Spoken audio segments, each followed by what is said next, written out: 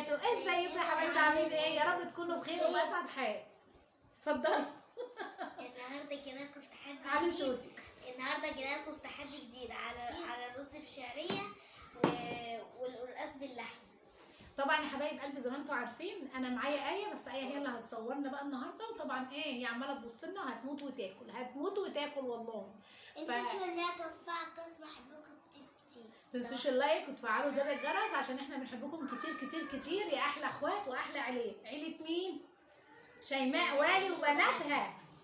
طيب قبل ما نبدا بقى الفيديو نصلي على النبي عليه افضل الصلاه والسلام وتفعلوا لنا زر الجرس. طبعا يا حبايبي النهارده بقى كميه الاكل بتاعنا كميه حلوه كده جميله زي ما انتم شايفين كده. انا بقى طبعا ايه كميه طبق الرز ده كله ومعاه بقى سلطه قطع من اللحم معاها قلقاس.